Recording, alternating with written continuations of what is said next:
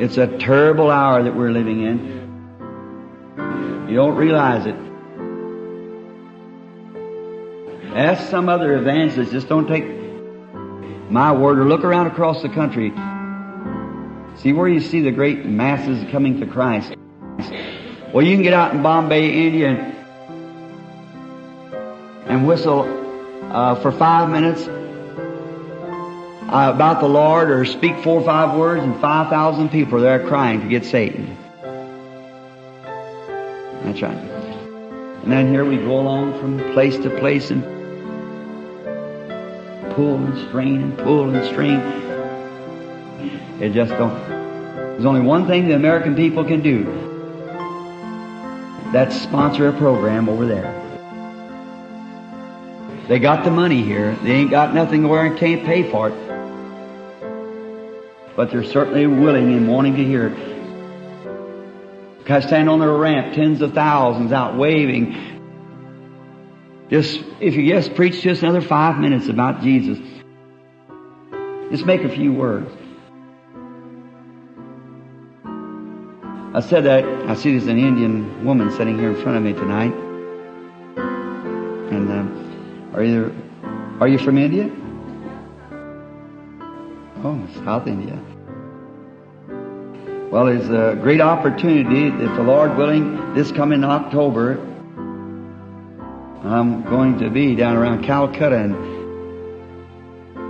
and up around in Bombay and up there maybe over in Thailand.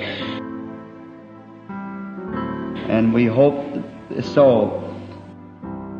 The Lord has really blessed them meetings. You wouldn't have to be at the Bombay meeting when I was there, were you? You missed it. Guess you heard about it. Pardon? Is that right? Well, that was wonderful. It was a great meeting there. God certainly did bless your people. Now, I'll never forget that meeting that night at Bombay. As long as I lived, they were, when I was met by the bishop of the Methodist Church and many of the leaders, and they didn't want me to come under that sponsorship that I was under. And I'd done took these poor women and man's money to go over there, and I was sure I was going to minister while I was there anyhow.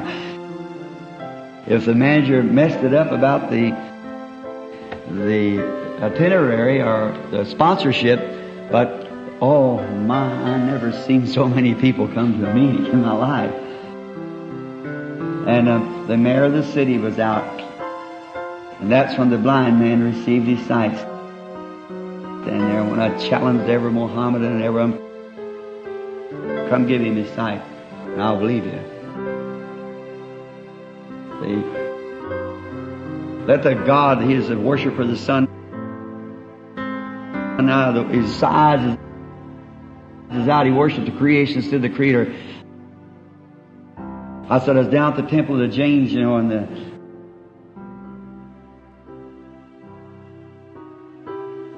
the Buddhas and all of them there, and they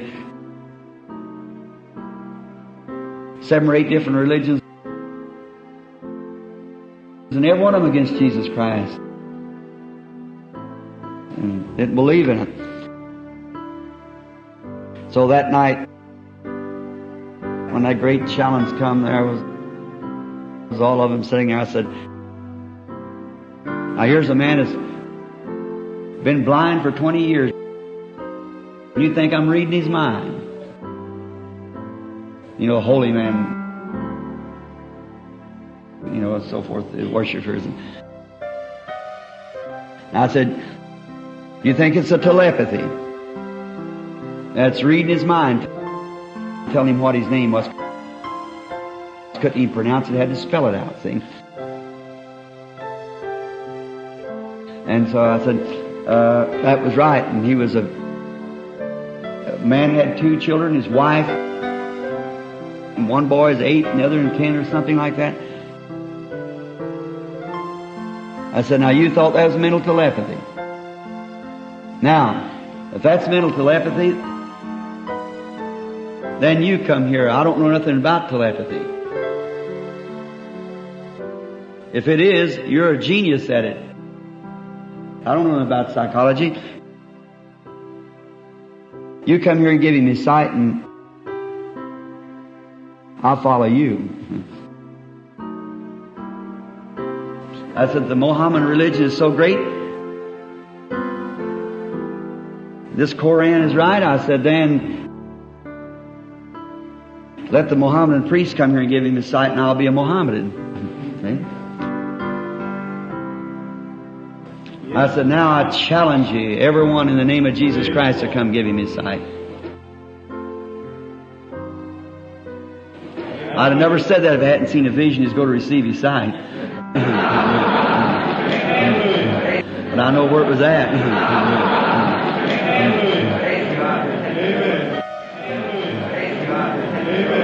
That's the quietest bunch you ever heard. Thousands. Well, it's taken me 2 hours to press through an automobile to get up there. And so the man standing there, and I said, he said he'd serve the God that gave him his sight. I said, that's a great big challenge to the Mohammedan religion. Buddha, Jains, Sikhs, or whatever it might be. There it is. So, nobody moved. I said, what you so quiet about? I said, you know the reason they don't come? Is because they can't do it. And neither can I. But the God of heaven has raised up His Son, Jesus Christ, whose witness I am. Amen. I said, I saw a vision that he's going to get his sight. Now I said, if he doesn't get his sight, then I'm a false prophet. Run me out of India. If he does get his sight,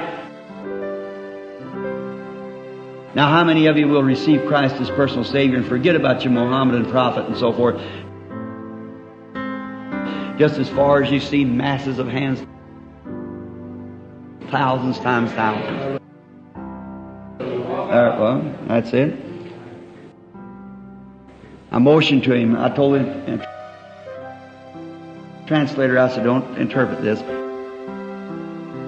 I said, Heavenly Father, it's again a Mount Carmel. I said, you would not let your word be defeated because you showed me the man that was going to receive his sight. I said, let the God who showed me the vision of his eyes being open, let him open the eyes. And he let out a scream. Even there he could see as good as I can. Anyone else? He run to the mayor of the city. I had to leave the platform. I didn't have no shoes when I got out there, and pockets off of my clothes, and they had great big strings of people. I guess the guards or something had them long sticks, you know, holding them off like that. And them people would run under their feet, under their legs, just to touch you. Crawl over top of their backs. I had to leave the city. We couldn't get out of the city. We were kind of having protection. And that man has testified before the governor, or the president, I think it is, up there. And the mayor of the city was witness of it. I had his name. I got it in one of my pockets now, I think, down in a motel. One of the pockets of my coat. And they invited me back up to New Delhi, I think, where they got an amphitheater there. They can put 1 million people in it. So I'm hoping to go back. He's still God. Amen. never changes.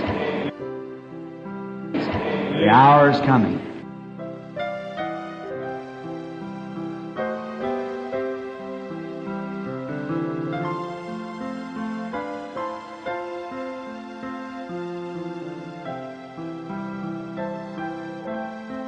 For verily I say unto you, that whosoever shall say unto this mountain, Be thou removed, and be thou cast into the sea, and shall not doubt in his heart, but shall believe that those things which he said shall come to pass, he shall have whatsoever he saith.